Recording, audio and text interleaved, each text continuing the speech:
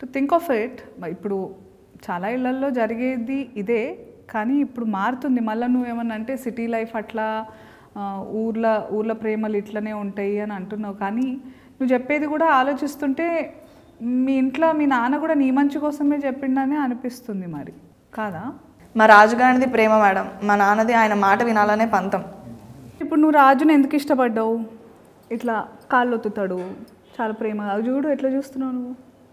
ఏమనుకోరు అంటే ఒక మాట చెప్తా, ఇట్లనే కాళ్ళు ఒత్తుతారు స్టార్టింగ్, పడ్డాక పీక నొక్కుతారు. నొక్కిండా లేదా?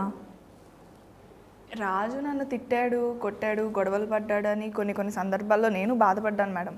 కానీ దాని వెనకాల వాడి ప్రేమ, నేను ఎక్కడ దూరం అయిపోతాను అనే బాధే నాకు కనిపించింది. కానీ ఇట్లా నువ్వు ఇంకొకళ్ళ బైక్ ఎక్కితే నిన్ను బరిగతో కొట్టిండు కదా, మరి అది ప్రేమనా?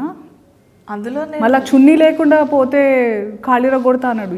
అంటే మరి నువ్వు అన్నావా, నువ్వు లుంగి లేకుండా నువ్వు లుంగితో వస్తే నిన్ను కొడతాను అన్నావా నువ్వు? ఇప్పుడు నేను రాజుని కొట్టిన సందర్భాలు ఉన్నాయి. ఇప్పుడు మీరున్నారు కదా మేడం, మీ ఆయనతో మీరు ఎప్పుడు గొడవలు పడలేదా, కొట్టుకోలేదా? కొట్లాడుకున్నాము. ఇక్కడ టాపిక్ నాది కాదు, ఇంకా పాలు పొంగినాక ఏం చేయలేము. కానీ ఇప్పుడు నీ గురించి మాట్లాడదాం. ఇప్పుడు మా రాజు ఏది చెప్పినా నా మంచి కోసమే చెప్తాడు, నేనేది చెప్పినా ఆడి మంచి కోసమే చెప్తానని మేమిద్దరం నమ్ముతాం. అది మా ప్రేమ కదా, మిమ్మల్ని అట్లా ఉండమని చెప్పట్లేదు. నేను కొట్టాలనిపిస్తుంది మిమ్మల్ని చూస్తుంటే. బుర్రుందా? చున్నీ వేసుకోకపోతే వేరే వాడు బైక్ ఎక్కితే?